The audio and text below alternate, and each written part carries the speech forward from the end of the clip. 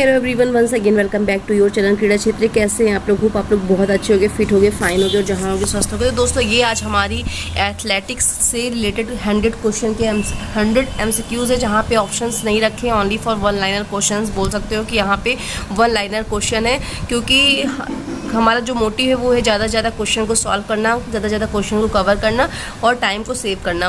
तो एक वीडियो में जनरली जितना हो पाया है उतना ही किया है। एक पार्ट और बनेगा इसका, जिसमें हमारा एथलेटिक्स से रिलेटेड जितने भी क्वेश्चन है वो कवर हो जाएंगे। तो चलो स्टार्ट करते हैं बिना टाइम को वेस्ट किए हुए। पहला क्वेश्चन जो स्क्रीन पे आपको दिख रहा है कि भारत में सर्वप्रथम जो एथलेटिक्स प्रतियोगिता है उसका आयोजन किसने किया था। तो बताना है किसने किया था। पहला जो एथलेटिक्स का आयोजन था वो हमारे डॉक्टर AG नोहरान ने किया था, जैसा कि स्क्रीन पे आपको दिख रहा है। डायरेक्ट आंसर है, यहाँ पे ऑप्शंस नहीं रखे हैं, ठीक है। डॉक्टर AG नोहरान ने किया हुआ है। अगला क्वेश्चन हमारा सेकंड में पूछा गया है, एथलेटिक्स प्रतियोगिता में कुल कितने आइटम होते हैं। तो एथलेटिक्स इवेंट में हमारे 26 आइटम्स होते हैं।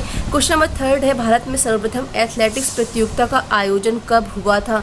तो याद रखना, भारत ने पूछा हुआ है कि भारत में, इंडिया में सबसे पहले एथलेटिक्स का प्रतियोगिता का जो आयोजन हुआ था 1924 में हुआ था, ठीक है। क्वेश्चन नंबर 4 पूछा गया, amateur athletics federation of India की स्थापना कब हुई है। तो amateur athletics federation of India की स्थापना 1946 में हुई है। कब हुई है? 1946 में एमेच्योर फेडरेशन ऑफ इंडिया की स्थापना कब हुई है? 1946 में। नेक्स्ट क्वेश्चन हमारा फिफ्थ है, छोटी दौड़।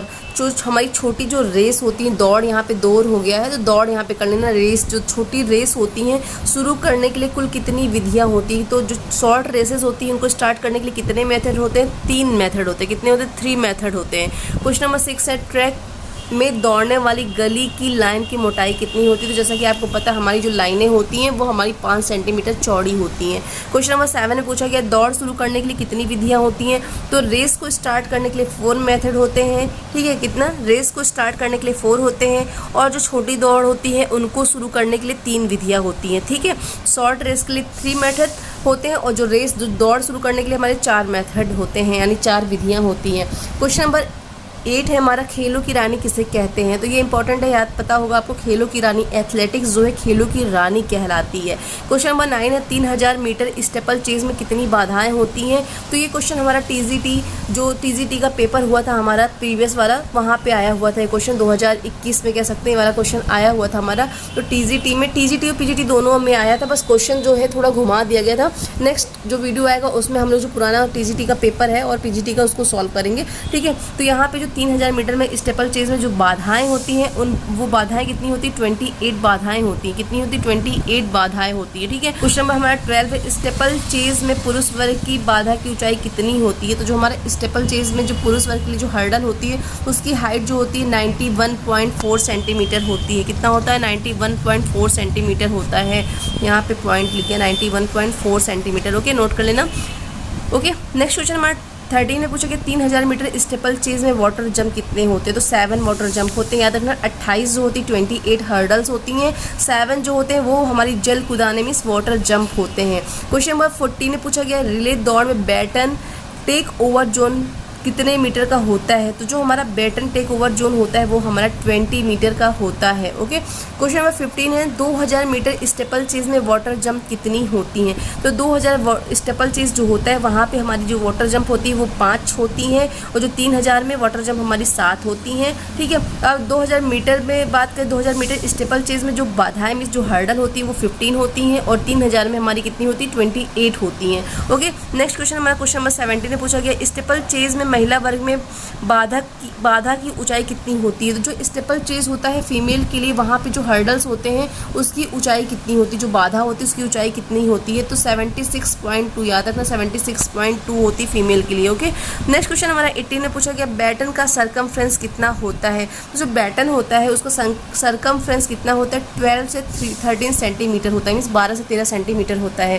क्वेश्चन नंबर 19 है, पुरुषों की 110 मीटर हर्डल जो रेस होती है उसमें हर्डल की हाइट क्या होती है। ये क्वेश्चन भी हमारा TGT के एग्जाम में पूछा गया है।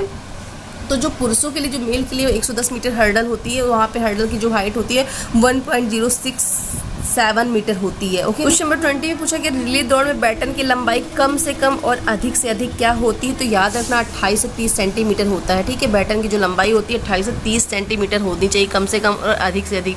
नेक्स्ट क्वेश्चन की तरफ चलते। क्वेश्चन नंबर हमारा 21 में पूछा गया है कि 110 मीटर पुरुष वर्ग में बाधा दौड़ में प्रारंभ रेखा से जो पहली बाधा की जो डिस्टेंस होती है वो कितनी होती है? तो 13.72 मीटर होती है। पहली बाधा से जो हमारी पहली बाधा से जो प्रारंभ रेखा होती है, मतलब प्रारंभ रेखा जो स्टार्टिंग लाइन होती है वहाँ से जो पहली बाधा की दूरी जो होती है वो 13.72 मीटर होती है, मीन्स 13.72 मीटर होती है। ओके, नेक्स्ट क्वेश्चन हमारा क्वेश्चन नंबर 22 में पूछा गया है 110 मीटर हर्डल रेस में बॉयज़ के लिए मीन्स पुरुष वर्ग के लिए बीच में जो हर्डल्स होती है उनकी दूरी कितनी होती है? तो जो बीच में हर्डल होती है दोस्तों उनकी दूरी जो होती है 9.14 होती है। याद रखना पहला जो होता है स्टार्टिंग लाइन से जो फर्स्ट हर्डल होती है वो 13.72 की होती है, उसके बाद जो बीच की होती है वो हमारी 9.14 की 9.14 की होती है। ठीक है, तो ये क्वेश्चन नंबर 23 है हमारा 400 मीटर बाधा दौड़ में जो 400 मीटर की जो हर्डल रेस होती है मेल के लिए उसकी जो प्रारंभ रेखा स्टार्टिंग लाइन से जो पहली हर्डल तक की दूरी कितनी होती है वो 45 मीटर होती है, 45 मीटर होती है और 110 मीटर में 13.72 मीटर होती है। ओके, नेक्स्ट क्वेश्चन हमारा क्वेश्चन नंबर 23 में पूछा गया 400 मीटर हर्डल रेस में बॉयज़ के लिए मेल के लिए जो अंतिम जो हर्डल होती है अंतिम बाधा की दूरी से समाप्ति रेखा की दूरी कितनी होती है? ठीक है, स्टार्टिंग वाली तो आपने देखा था स्टार्टिंग हमारी कितनी होती है, स्टार्टिंग में आप नोट कर सकते हो स्टार्टिंग वाली जो होती है पहली बाधा से प्रारंभ रेखा से जो पहली बाधा की दूरी 45 मीटर होती है और 400 मीटर में जो आखिरी हमारी बाधा होती है उससे जो होती है समाप्ति जो फिनिशिंग लाइन होती है कितने मीटर की दूरी पे होती है? तो 40 मीटर की दूरी पे होती है। ठीक है, 40 मीटर की दूरी पे होती है। क्वेश्चन नंबर 24 में पूछा गया है कि 400 मीटर बाधा दौड़ पुरुष वर्ग में बाधा की ऊंचाई कितनी होती है? तो 400 जो हर्डल होती है बॉयज़ के लिए मेल के लिए तो वहाँ की जो हर्डल की हाइट होती है वो 0.914 मीटर होती है। ठीक है, क्वेश्चन नंबर 25 है 400 मीटर बाधा दौड़ में बाधा के बीच की डिस्टेंस कितनी होती है? तो बाधा जो 400 मीटर की रेस होती है हर्डल रेस होती है वहाँ पे जो हर्डल्स लगी होती है उनके बीच का जो डिस्टेंस होता है वो 35 मीटर होता है, 35 मीटर होता है। कितना होता है? 35 मीटर होता है। ओके, नेक्स्ट क्वेश्चन हमारा क्वेश्चन नंबर 26 है 400 मीटर बाधा दौड़ में महिला वर्ग की बाधा की ऊंचाई क्या होती है? तो फीमेल के लिए जो 400 मीटर में हर्डल की हाइट होती है वो 0.762 मीटर होती है, 762 याद कर सकते हो। ठीक है, कितना होता है? 0.762 मीटर होता है। क्वेश्चन नंबर 27 है 400 मीटर बाधा दौड़ में महिला वर्ग के लिए बीच की जो बाधा की दूरी होती है जो 400 मीटर में फीमेल के लिए जो बीच का डिस्टेंस होता है वो कितना होता है? 35 मीटर होता है। ओके, क्वेश्चन नंबर 28 में पूछा हमारा क्वेश्चन 28 है 100 मीटर बाधा दौड़ में मीन्स 100 मीटर रेस में फीमेल वर्ग के लिए जो अंतिम जो हर्डल होता है वहाँ से फिनिश लाइन का जो डिस्टेंस होता है मीन्स समाप्ति रेखा से कितना होता है? वो 10.50 होता है, मीन्स 10.50 मीटर होता है। क्वेश्चन 29 है कि 400 मीटर बाधा दौड़ में फीमेल के लिए जो अंतिम जो बाधा होती है जो लास्ट हर्डल होती है वहाँ से समाप्ति दूरी कितनी होती है? समाप्ति रेखा से कितनी दूरी पर होता है? वो हमारा कितना होता है? 39 मीटर होता है। कितना होता है? 39 मीटर होता है। यहाँ पे 100 मीटर में याद रखना 100 मीटर में कितना होता है? 10.50 होता है, 100 मीटर में 10.50 होता है और 400 में हमारा 39 मीटर होता है। कितना होता है? 39 मीटर होता है। क्वेश्चन नंबर 30 है ऊंची कूद में क्रॉस बार सपोर्ट की लंबाई कितनी होती है? तो जो हाइट जो ऊंची कूद होती है हाई जंप होता है वहाँ पे जो क्रॉस बार का जो सपोर्ट की लंबाई जो होती है वो हमारी 6 सेंटीमीटर होती है। ठीक है, क्वेश्चन नंबर 31 में पूछा गया ऊंची कूद में प्रत्येक ऊंचाई पर प्रतिस्पर्धी को कितने अवसर दिए जाते हैं? तो ये आप सभी जानते होंगे जनरली 3 अवसर दिए जाते हैं। ओके, क्वेश्चन 32 में पूछा गया है कि हाई जंप में जो क्रॉस बार की लंबाई होती है वो कितनी होती है? तो जो क्रॉस बार की लंबाई होती है वो 3.98 से 4.02 मीटर होती है। ठीक है, क्वेश्चन नंबर 33 है ऊंची कूद में क्रॉस बार का जो वजन होता है कितना होता है? जो क्रॉस बार होता है उसका जो वेट होता है हाई जंप में 2 किलोग्राम का 2 kg का होता है। नेक्स्ट क्वेश्चन 34 में पूछा गया है कूद एवं फेंक के सभी इवेंट्स में खिलाड़ी को कितना समय एक परीक्षण के लिए दिया जाता है? तो जो हमारे कूद में जंप और थ्रो के जो इवेंट होते हैं उसमें जो एक प्लेयर होता है उसके जो समय दिया जाता है वो कितना दिया जाता है? 60 सेकंड का जो है टाइम दिया जाता है। एक परीक्षण के लिए 60 सेकंड का समय दिया जाता है।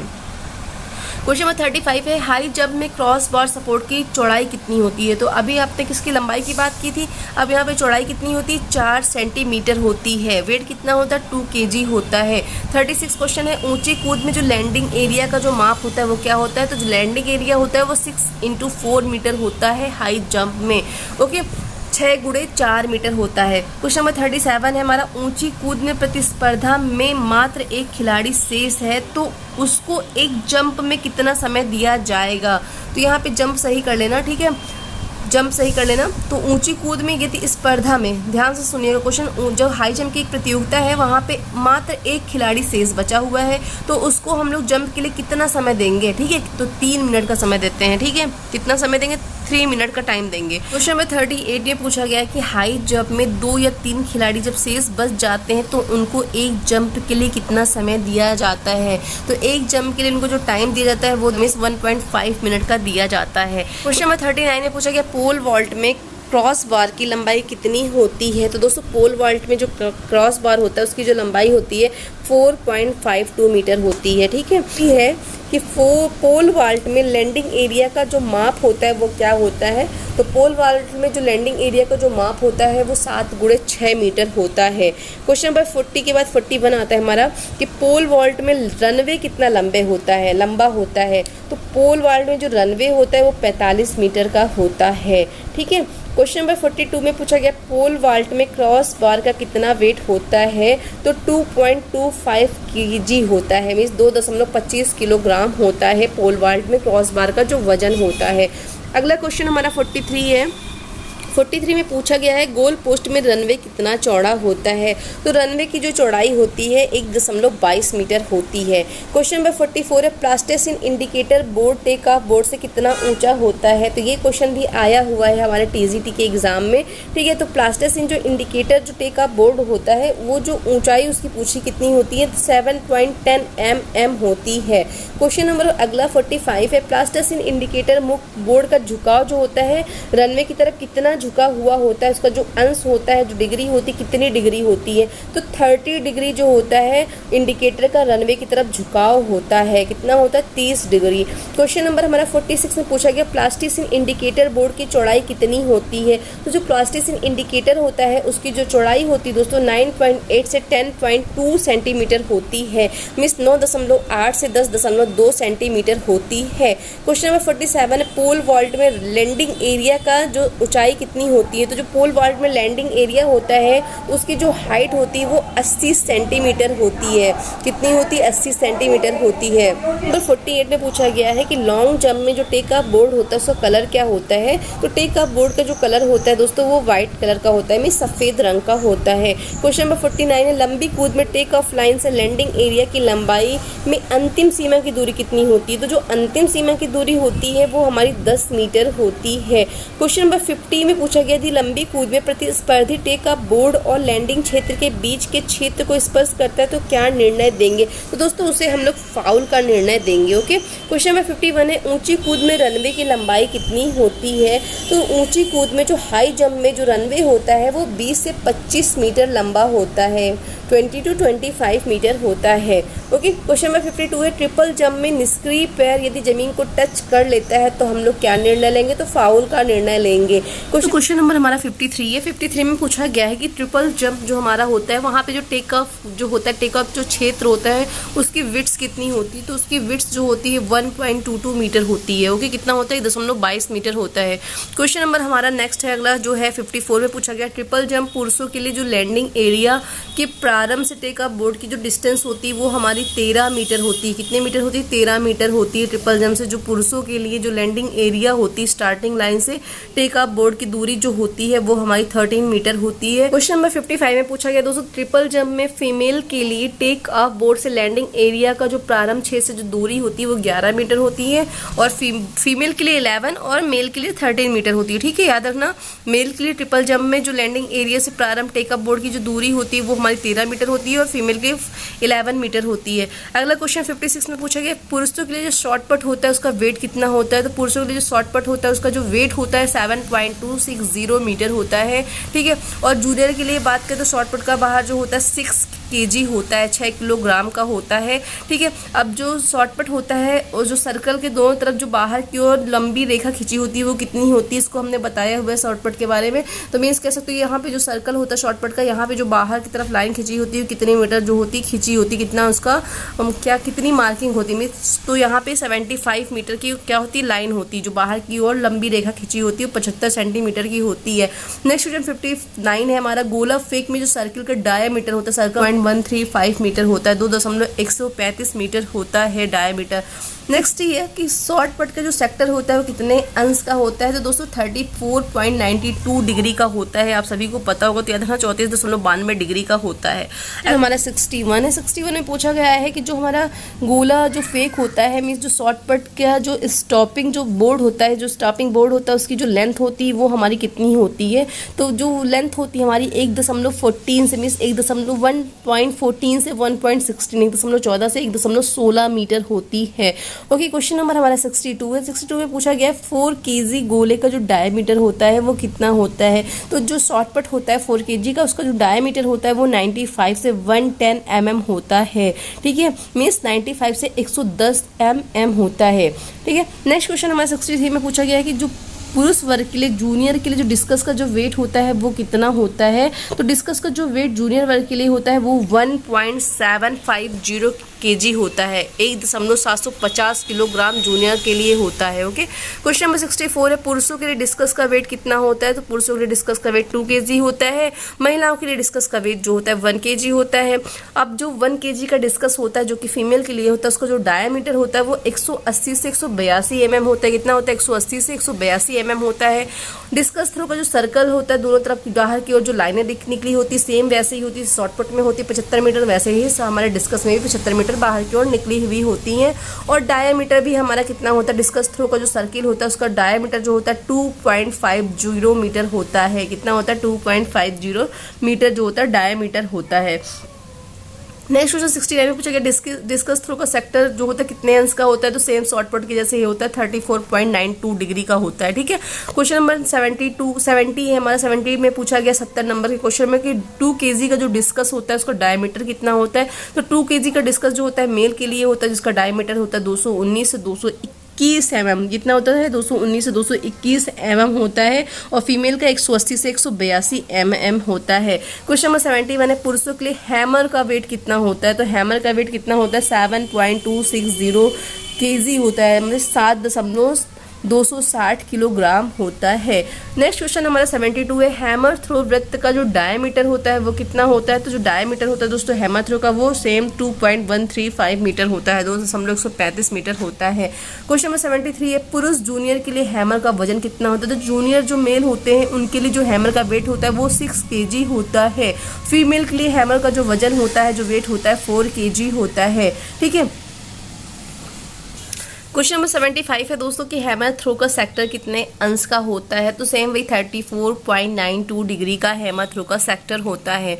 नेक्स्ट क्वेश्चन हमारा 76 में पूछा गया हैमर थ्रो के वृत्त के दोनों तरफ कितनी लंबी रेखा खींची होती है, तो सेम 75 सेंटीमीटर खींची होती है। और 77 में हैमर ग्रिप की लंबाई जो पकड़ी नहीं जाती कितनी होती है, तो जो हैमर ग्रिप होता है ना जहाँ पे उसकी लंबाई जो कि हम लोग पकड़ते नहीं वो कितना लंबा होता है 110 mm होता है। नेक्स्ट क्वेश्चन 78 है, हैमर ग्रिप की लंबाई अंदर की ओर जो हम लोग पकड़ते हैं वो कितनी होती है, तो 130 mm होती है। ठीक है, जो हैमर ग्रिप होता है जिसको हम लोग पकड़ते नहीं है वो 110 मीटर लंबा होता है, और जो ग्रिप जो होती है जो हैमर थ्रो में अंदर की तरफ जो होती है जिसको हम लोग पकड़ते हैं वो 130 mm की होती है। नेक्स्ट क्वेश्चन 79 है कि भाला फेंक मींस जेवलिन के लिए जो रनवे होता है कम से कम और अधिक से अधिक कितना होना चाहिए, तो कम से कम और अधिक से अधिक कितना होता है रनवे। क्वेश्चन नंबर 79 है कि भाला फेंक मींस जेवलिन थ्रो के लिए जो रनवे होता है वो कम से कम और अधिक से अधिक कितना होना चाहिए, तो दोस्तों 30 से मींस 30 से 36.5 मीटर होना चाहिए। क्वेश्चन नंबर 80 है कि भाला फेंक जेवलिन के लिए आर्क कितने मीटर की दूरी पर लगाया जाता है, तो जेवलिन के लिए जो आर्क लगाते हैं वो हम लोग 8 मीटर के डिस्टेंस पे लगाते हैं। क्वेश्चन नंबर 81 है कि भाला फेंक मींस जेवलिन के लिए रनवे की लंबाई कितनी होती है, मींस चौड़ाई कितनी होती है, जो जेवलिन थ्रो के लिए रनवे की जो चौड़ाई होती है वो हमारी 4 मीटर होती है, कितनी होती है 4 मीटर होती है। जेवलिन के लिए जो आर्क रेखा की चौड़ाई होती है वो हमारी कितनी होती है? तो आर्क रेखा की चौड़ाई 7 मीटर होती है। कितनी? 7 सेंटीमीटर होती है। ठीक है, भाला फेंक में जो आर्क रेखा की चौड़ाई होती है वो हमारी 7 सेंटीमीटर की होती है। क्वेश्चन नंबर 83 है कि पुरुषों के लिए जो भाले का वेट होता है वो कितना होता है? तो पुरुषों के लिए जो भाले का मीन्स जेवलिन का जो वेट होता है वो 800 होता है, 800 ग्राम होता है। फीमेल के लिए बात करें तो 600 ग्राम होता है। क्वेश्चन नंबर नेक्स्ट है हमारा 84, भाला फेंक सेक्टर कितने एंगल का होता है? तो देखो सारे शॉर्ट पट का, हैमर का और हमारा डिस्कस का जो सेक्टर सेम था, बट यहाँ पे हमारा जो जेवलिन का है वो हमारा 29 डिग्री होता है। कितना होता है? 29 डिग्री का होता है। ठीक है, जो एंगल होता है। क्वेश्चन नंबर 85 है, पुरुषों के लिए भाले की लंबाई कितनी होती है? तो पुरुषों के लिए लंबाई की बात करें तो लंबाई कितनी होती है? 2.60 से 2.70 मीटर होती है। मीन्स कह सकते हो कि 260 से 270 मीटर जो जेवलिन होता है उसकी लंबाई फीमेल के लिए होती है। ठीक है, मेल के लिए 260 से 270 मीटर की जो होती है भाले की लंबाई होती है। क्वेश्चन है नेक्स्ट हमारा 86, महिलाओं के लिए भाले का वेट कितना होता है? तो 600 ग्राम होता है। फीमेल के लिए 800, फीमेल के लिए 600 ग्राम होता है। पुरुष वर्ग में भाले की जो मेटल हेड की लंबाई होती है, जो मेटल का हेड होता है ना वो हमारे जेवलिन में जो लगा होता है उसकी जो लंबाई होती है मेल के लिए वो कितनी होती है? 250 से 330 होती है। मीन्स 250 से 330 होती है। 250 से 330 होती है। क्वेश्चन नंबर 87 है। अगला क्वेश्चन हमारा 87 है। इसमें पूछा गया है कि पुरुष वर्ग के भाले के मेटल हेड की लंबाई कितनी होती है? तो मेटल हेड जो होता है हमारे जो जेवलिन में लगा होता है उसकी जो लंबाई होती है वो 250 से 330 होती है। क्वेश्चन नंबर 88 है, महिला वर्ग के लिए भाले की लंबाई कितनी होती है? तो महिलाओं के लिए जो भाले का वेट होता है 2.20 से 2.30 मीटर होता है। मीन्स कह सकते हो याद करने के लिए 220 से 230 है, और बॉयज़ के लिए कह सकते हो जो है 260 से 270 है। ठीक है, भाले की लंबाई महिलाओं के लिए 220 से 230 और बॉयज़ के लिए 260 से 270 है। ओके, क्वेश्चन नंबर 89 में पूछा गया है, महिला वर्ग में भाला के टिप ऑफ मेटल हेड से सेक्टर ऑफ ग्रेविटी की लंबाई कितनी होती है? तो क्या समझ गए क्वेश्चन? जैसे कि जो जेवलिन होता है वहां से जो मेटल हेड जहां लगा होता है वहां से जो सेक्टर ऑफ ग्रेविटी की लंबाई जो पूछी है, जो लंबाई टोटल पूछी कितनी होती है हमारी? 0.80 से 0.92 मीटर होती है। मीन्स 80 से 92 मीटर होती है, 92 मीटर होती है। नेक्स्ट क्वेश्चन 90 है हमारा 90 में पूछा गया है, एथलीट अपने जूतों में कितने स्पाइक का यूज कर सकता है? तो 11 स्पाइक्स का यूज एथलीट कर सकता है। क्वेश्चन 91 है कि पुरुष वर्ग में भाला के टिप ऑफ मेटल हेड से सेक्टर ऑफ ग्रेविटी की लंबाई कितनी है? तो सेंटर ऑफ ग्रेविटी की लंबाई जो होती है टिप ऑफ मेटल से पुरुषों के लिए वो होती है 90 से मीन्स 0.90 से 1.06 मीटर होती है। ठीक है, और फीमेल के लिए कितनी थी?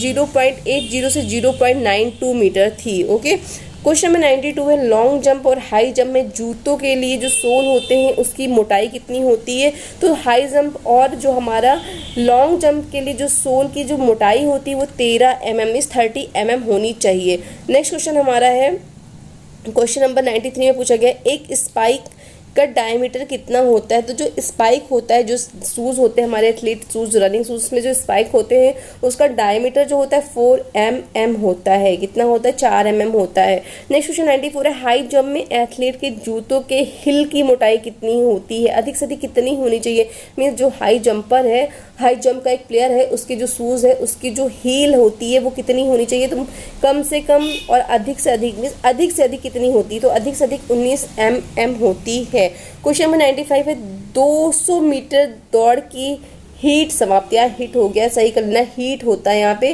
हीट समाप्त, हीट कर लेना यहाँ पे ऐसे बड़ी कर लेना।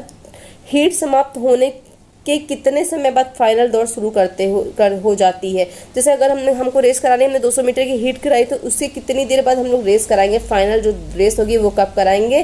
तो 45 मिनट के गैप में कराएंगे। 45 का उसके डिफरेंस होगा हीट में और फाइनल रेस में 45 मिनट का डिफरेंस होगा। क्वेश्चन नंबर 95 है, पेंटाथलॉन में कितने इवेंट होते हैं? पेंटा में जैसा 5 होता है, पेंटा एथलॉन मीन्स होता है कि 5 इवेंट्स। ठीक है, 5 जो होते हैं 5 इवेंट पेंटाथलॉन में होते हैं। डेकाथलॉन में 10 होते हैं जो कि पुरुषों के लिए होते हैं। और हमारा जो है 97 में हेप्टाथलॉन है, हेप्टाथलॉन में हमारे कितने होते हैं? 7 होते हैं जो कि फीमेल के लिए होते हैं। तो 7 होते हैं। नेक्स्ट क्वेश्चन 98 है, कंबाइंड इवेंट्स में लंबी कूद और सभी थ्रोइंग इवेंट्स के लिए जो प्रतिभागी होते हैं उनको कितने अवसर दिए जाते हैं? तो दोस्तों 3 अवसर दिए जाते हैं। कितने? 3 अवसर दिए जाते हैं। क्वेश्चन 99 है, कंबाइंड इवेंट्स एक इवेंट खत्म होने के बाद कितने समय बाद दूसरा इवेंट शुरू करता है?